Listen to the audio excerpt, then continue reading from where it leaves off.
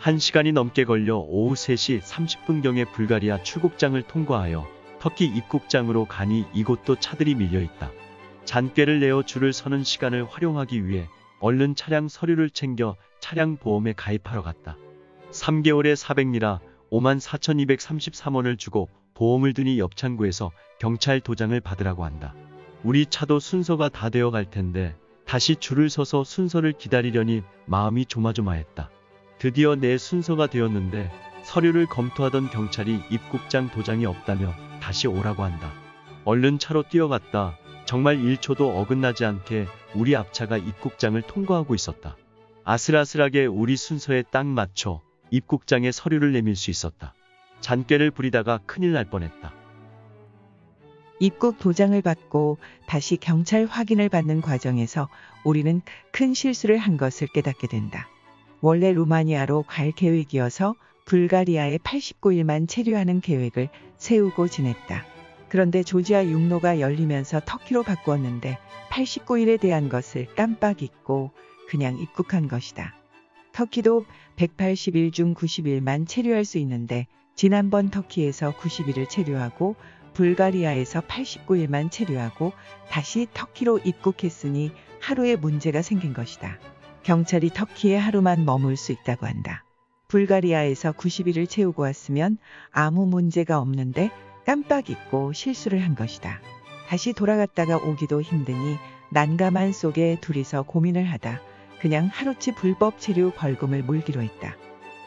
우여곡절 끝에 국경을 통과하여 터키 고속도로 HGS 카드도 사서 충전하고 차기름도 채운 후 에딜은 시내로 이동하여 유료 주차했다. 터키 고속도로는 HGS 카드를 사고 사용금액을 충전하여 창문에 붙이면 하이패스로 계산되는 시스템이다. 에딜은 시내 구경을 나섰는데 봄에 왔던 썰렁한 에딜은과는 완전 다른 분위기다. 길거리에는 인파로 가득하고 식당이나 카페에도 빈자리가 없을 정도다. 계절에 따라 이렇게 차이가 나는가 싶었는데 그때야 구글에서 얼핏 본 이슬람 축제일이 생각났다. 다시 검색을 해보니 7월 20일 화요일부터 7월 23일 금요일까지 이드 알 아드하 축제 기간이다.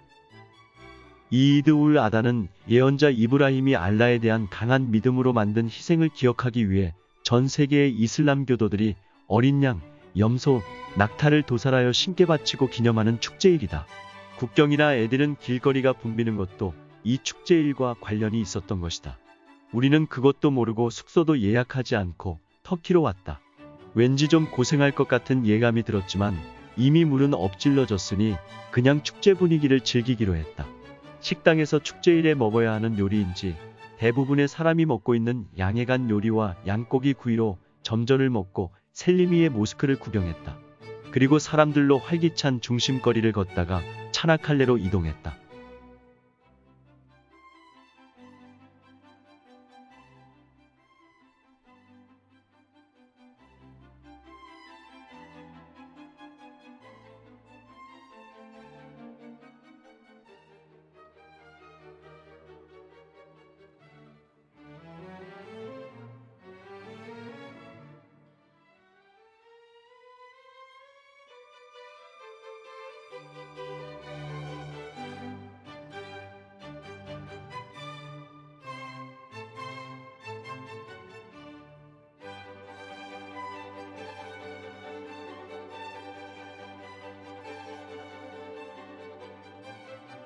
에디른에서 차나칼레는 다르다넬스 해협을 사이에 두고 아시아 대륙과 마주보며 유럽 대륙 쪽의 갈리폴리 반도로 약 240km 정도를 달려야 한다. 길은 비교적 잘 정비되어 있어 운전이 편했다. 거대한 해바라기 밭과 올리브 과수원이 자주 보였다. 불가리아에서는 올리브 과수원이 귀했는데 남쪽으로 내려가 경도가 낮아지니 올리브는 나무가 많아진다.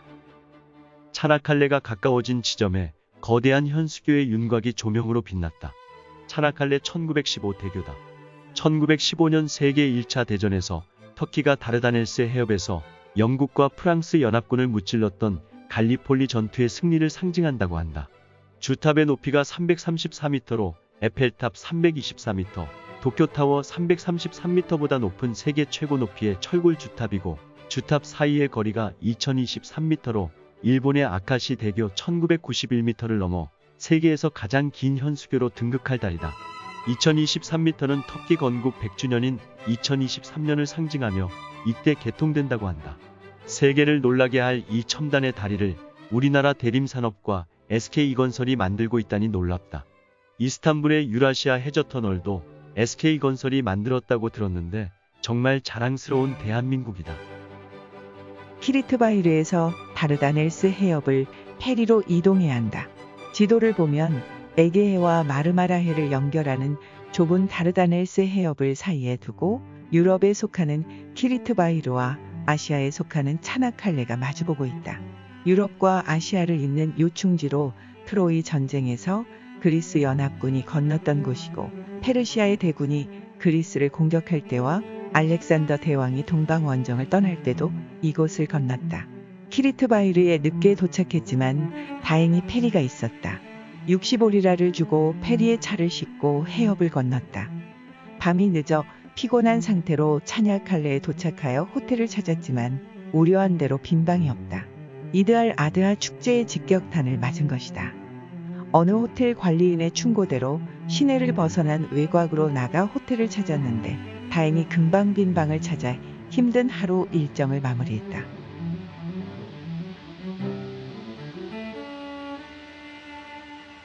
호텔에서 제공하는 아침을 먹고 다시 차나칼레 시내로 들어갔다. 차나칼레 해안을 걸어 트로이 목마를 구경하고 맥도날드에서 커피를 마시며 쉬었다. 트로이 전쟁에 관한 이야기는 학창시절부터 많이 들었다. 연대를 찾아보니 기원전 약 1200년에 있었던 전쟁이다. 지금부터 3200년 전 전쟁에 쓰였다는 목마가 아직도 전 세계의 관광객을 불러 모으고 있으니 스토리의 힘은 위대하다. 차나칼레 해안에는 1차 대전 갈리폴리 전투의 기념관도 있었다.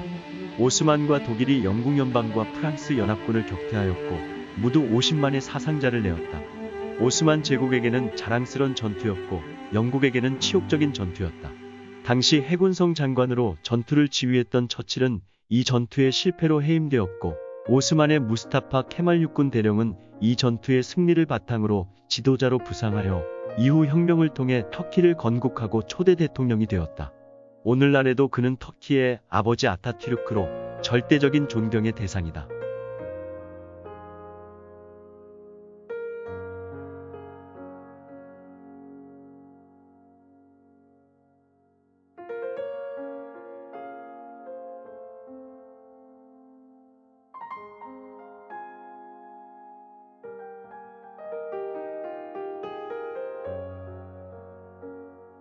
차나칼레에서 30km 떨어진 트로이 유적지로 찾아갔다.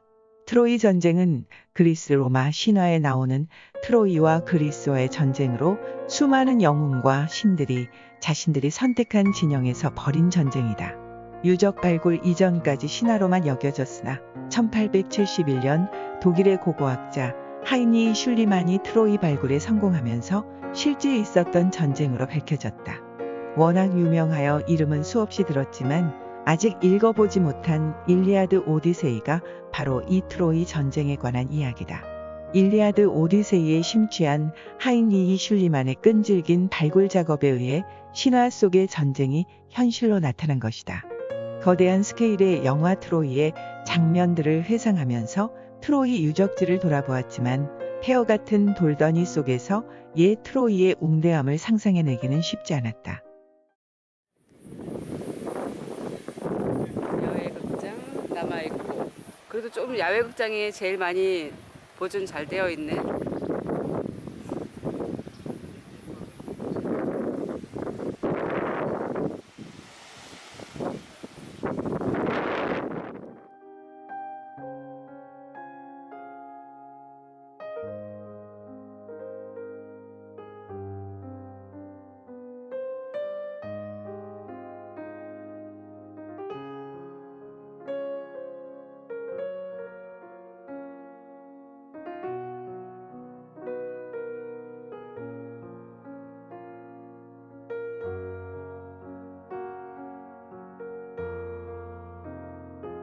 열두 시 30분경 베르가마로 출발했다.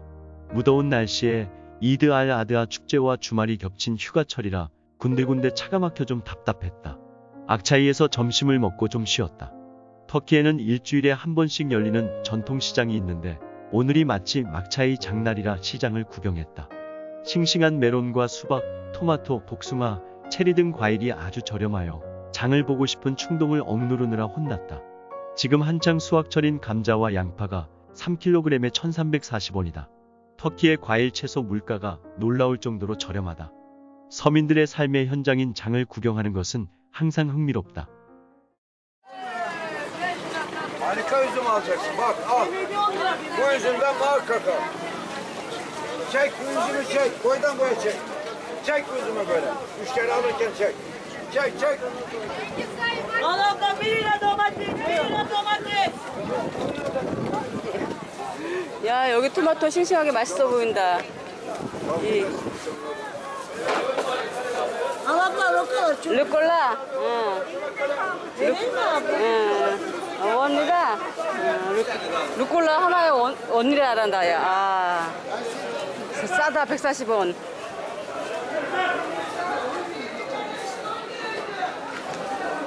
역시 확실히 싼 데로 왔어.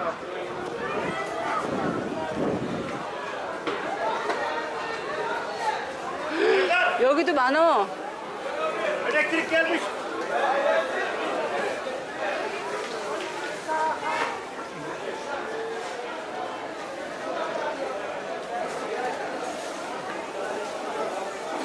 세상에 3kg에 10리라니 말이 안 돼. 3kg에 1,400원, 1,340원 정확하게. 이야. 이 딸기는 좋다. 좀 크다. 이건 좀 크네. 좀 사 그러면 맛있으면. 없지. 그럼 깎아 먹어야지. 깎아 먹기도 그런데 저건 겉으로 그래.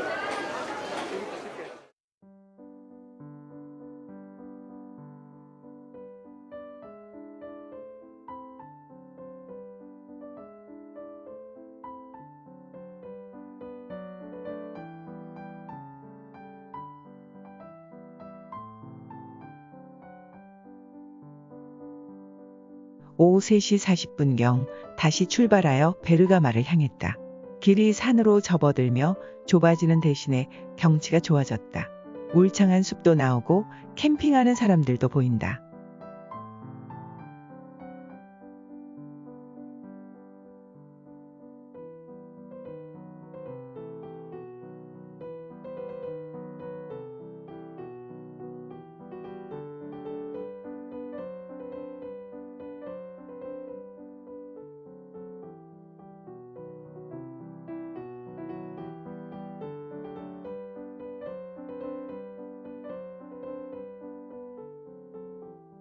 긴 산길을 통과하여 베르가마에 들어서니 산 위에 성유적이 보인다. 페르가몬 고대 도시 유적이다. 산 위로 올라가 주차하고 페르가몬 유적지 입구로 가니 케이블카 정류장이 보였다. 산 아래에서 이곳까지 케이블카가 연결되어 있다. 1인 60리라를 주고 페르가몬 고대 유적지에 들어섰다. 페르가몬은 BC 7세기에 형성된 도시로 BC 3세기에 페르가몬 왕국의 수도로서 헬레니즘 문화를 꽃피웠다. 페르가몬이 인구 20만을 넘는 도시로 번영을 누릴 때 페르가몬 도서관에는 20만 권이 넘는 장서를 보유했고 이는 이집트 알렉산드리아 도서관 다음가는 규모였다고 한다. 이에 위협을 느꼈던 이집트의 프톨레마이오스 왕조에서 파피루스의 수출을 금하게 되었고 페르가몬에서는 이것을 대체하기 위해 양피지를 얇게 펴서 오늘날의 책처럼 한쪽을 끈으로 묶는 방식을 발명했을 가능성이 크다고 한다. 그렇다면 페르가몬은 인류 문명에 지대한 영향을 끼친 것이다. 수준 높은 그리스 조각을 비롯한 페르가몬 유적의 대부분은 1871년 발굴을 시작한 독일에 의해 뜯겨서 베를린의 페르가몬 박물관에 소장되어 있고 뜯어서 옮기기 힘든 유적들만 남아있다. 그래도 신전과 원형 경기장 및 성터의 유적만으로 당시 번성했던 페르가몬을 상상해 보기에는 충분했다. 아크로폴리스 언덕 아래에는 당시 최대 규모 의료기관인 아스클레피온이 운영됐다. 이 병원은 의술의 아버지 히포크라테스와 로마 명의 갈렌을 배출한 곳이다. 페르가모는 한마디로 에게의 예술의학 문화의 중심지였던 셈이다.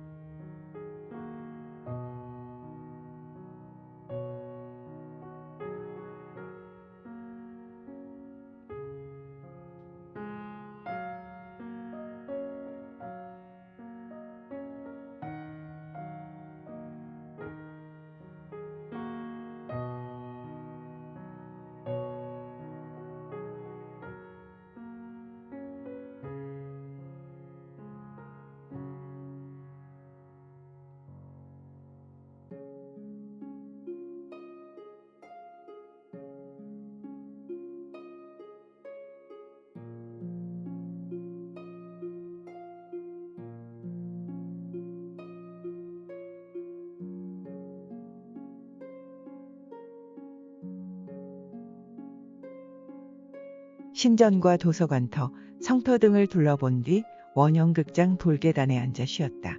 유럽 각지에서 수많은 원형극장을 구경했지만 이곳처럼 경사가 급하고 높은 원형극장은 처음이다. 지형 때문인지 소리를 잘 들으려고 의도적으로 만들었는지는 모르지만 노인이나 술 취한 사람이 잘못 넘어지면 저 아래 무대까지 굴러갈 것 같은 아찔한 경사다.